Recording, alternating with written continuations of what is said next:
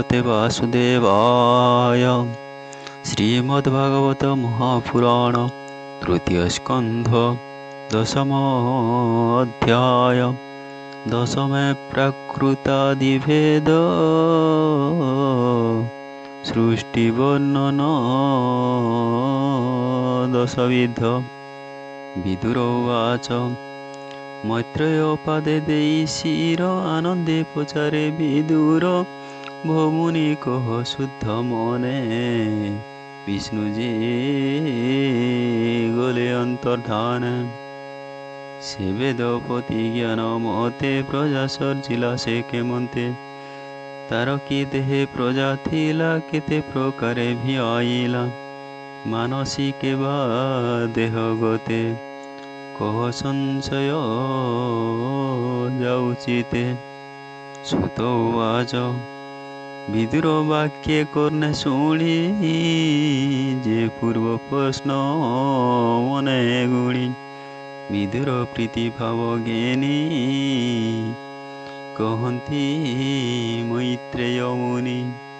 मैत्रेय उवाच शुण विदुर एक चिते जगत सर्जिला जेमन्ते गोविंद वाक्ये वेदपति तपसाधने कलामति शत बरस देव मते तपसाधिला दृढ़ चिते आत्मा रे आत्मा लीन करी गोविंद वचन सुमरी। देखो नयन निश्चले उर्मी संकुल महाजले पवन जोगे अति खर स्वभावे दिशे भयंकर पद्म सहिते जल कंपे उर्मी संकुल अतिरेके कालर बले कंपमान देखी उसत ब्रह्मा मन तक्षणे तप विद्या बले सुस्थिर विज्ञान निश्चले वायु सहिते जल राशि से ब्रह्मा जुग बोले ग्रासी प्रलय जल जहु गोला निश्चले पद्म विकासिला से पद्मे बसी वेद बर मनरे करई विचार पूर्वे कमल गर्भगते जंतुए फसिछन्ति जेते ताहाकु करिबी प्रकाश से जेणु स्वकर्मे प्रवेश एकु अनेक रूप चिंते स्वकर्म बले नाना मते द्विसप्त लोक स्थान जेहि तिनि भुवन कले तहि जहि रे जेबा निज कर्म सर्जिले प्रजा भिन्न भिन्न जे जहा मते धर्म चिंती निश्चल जोगे प्रजापति। विदुर उवाच भमुनि हरिर महिमा अद्भुत कर्म गुण सीमा काल स्वरूप नारायण सृष्टि पालन संहारण खेलई निज माया बले केता देखिब चर्म डोले काल लक्षण कह मते अणुबा परमाणु जेते। मैत्रेय उवाच स्वभावे निर्गुण अच्युत निर्लेप निर्विशेषे स्थित तार शरीरु आत्मा जात लीलारे सृजई जगत ए विश्व ब्रह्ममय रूपी निज मायारे बले व्यापी काल प्रभावे परिच्छिन्न जे काल स्वयं भगवान जेमन्ते सृष्टि थिला पूर्वे तेमन्त पुणी हेबो एबे प्राकृत विकृत भावरे जे स्वर्ग नव प्रकारे से काल द्रव्य गुण घेती तिनि प्रकारे लय हन्ति जेबा प्रलय हुए काले ता नित्य बोलन्ति सकले जे संकर्षण मुखाग्नि रे प्रलय घटई संसारे से द्रव्य हेतु नैमित्तिक स्वकार्ये ग्रासे प्राकृतिक ଗୁଣର ବସେ ତା ଉତ୍ପତ୍ତି, ଏ ରୂପେ ତ୍ରିବିଧ ବୋଲନ୍ତି। ଗୁଣ ବୈଷମ୍ୟ ଆତ୍ମବଶେ, ସ୍ୱଗୁଣ ସ୍ୱଭାବେ ପ୍ରକାଶେ। ସ୍ୱଗୁଣ ବୈଷମ୍ୟ ବସେ, ସ୍ୱଭାବେ ତହୁଁ ପରକାଶେ। ମହତ ତତ୍ତ୍ୱ ଆଦ୍ୟ ଚିନ୍ତି, ପ୍ରଥମ ସର୍ଗ ଉତ୍ପତ୍ତି। ଦ୍ୱିତୀୟ ଅହଙ୍କାର ଦ୍ୱୟ, ଯେ ଦ୍ରବ୍ୟ ଜ୍ଞାନ କ୍ରିୟାଶ୍ରୟ। ତୃତୀୟ ଭୂତ ସର୍ଗ ହଏ, ସେ ମାତ୍ରା ଦିବ୍ୟ ଶକ୍ତି ବହେ। ଚତୁର୍ଥେ ଇନ୍ଦ୍ରିୟଙ୍କ ଜନ୍ମ, ଯେ ଜ୍ଞାନ କ୍ରିୟାତ୍ମକ ନାମ। ଇନ୍ଦ୍ରି ରକ୍ଷକ ଦେବଗଣ, ଆବର ପଞ୍ଚମରେ ମନ। ଷଷ୍ଠରେ ତାମସ ଯେ ହୋଏ, ଅବିଦ୍ୟା ମହାଶକ୍ତି ବହେ। ଏଷଟ ପ୍ରକୃତି ଗୋଚର, ବିକୃତ ଶୁଣ ହେ ବିଦୁର। ଏ ସୃଷ୍ଟି ଜାତ ରଜଗୁଣେ, ହରିର ଲୀଳା ଏ ପ୍ରମାଣେ।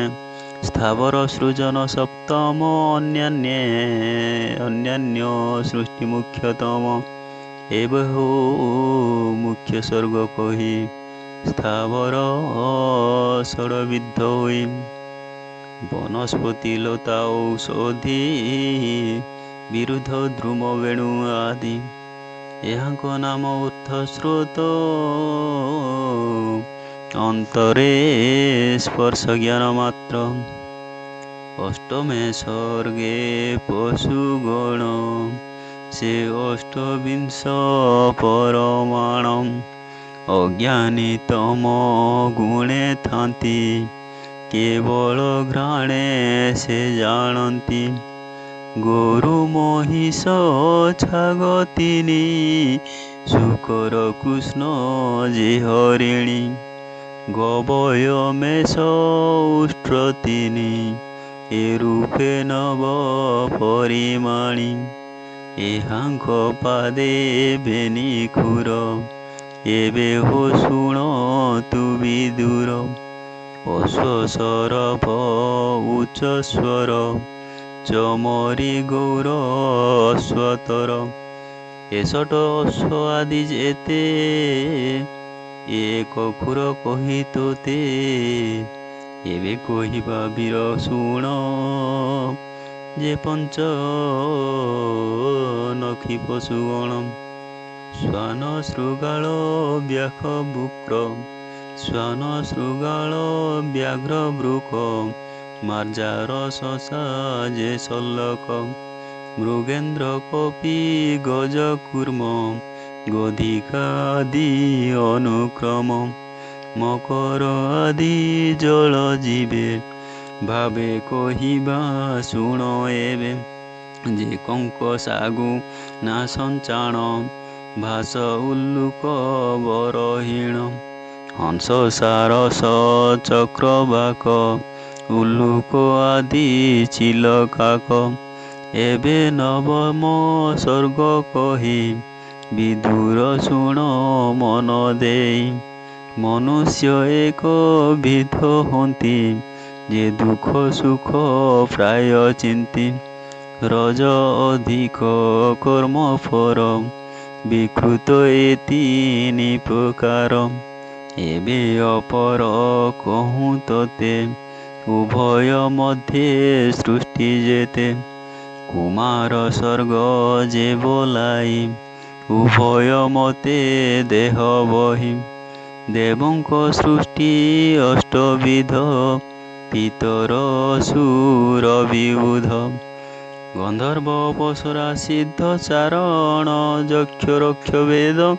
ଭୂତ ପିଶାଚ ପ୍ରେତ ଗଣ କିନ୍ନର, ବିଦ୍ୟାଧର ପୁଣ। ଏ ଅଷ୍ଟବିଧ ଉତ୍ପତ୍ତି, ସ୍ୱଭାବେ ଦେବତା ବୋଲାନ୍ତି। ଏ 10 ସର୍ଗ ହେ ବିଦୁର, କ୍ରମେ ସର୍ଜିଲା ବେଦବର।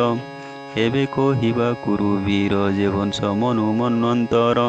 ଏମନ୍ତେ ରଜଗୁଣେ ମିଶି, ସୃଷ୍ଟି ଆଗମେ ବ୍ରହ୍ମ ରାଶି। ଅମୋଘ ସଂକଳ୍ପ ସ୍ୱଭାବ, ଆତ୍ମାରେ ଆତ୍ମା ପଦ୍ମନାଭ। ତ୍ରିଗୁଣେ ନହେ ସେ ଗୃହୀତ, ଈଶ୍ୱର ମାୟା ବହୁମତ। ନଦୀଙ୍କ ଜଳ ଯେହ୍ନେ ଭ୍ରମେ, ଜଳଧି ଯାନ୍ତି ଯଥାକ୍ରମେ ଏ ଯେତେ ଦେବାସୁର ଆଦି ଯେତେ ମୁଁ କହିଲି ସମ୍ପାଦେ ସେ ନାନାବିଧ ରୂପ ହୁଅନ୍ତି କ୍ରମେ ତାହାର ଦେହେ ଯାନ୍ତି ଏମନ୍ତେ ବିଦୁର ସମୀପେ ମୁନି କହନ୍ତି ପଦ୍ମକଳ୍ପେ ଏ ଭାଗବତ ଜ୍ଞାନ ରସ କହିଲା ଜଗନ୍ନାଥ ଦାସ इति श्रीमद्भागवते महापुराणे परमहंस्यां संहितायां तृतीयस्कन्धे तत्त्वव्युत्पत्तिक्रमो नाम दशमोऽध्यायः। ॐ नमः भगवते वासुदेवाय। हरिः ओम्।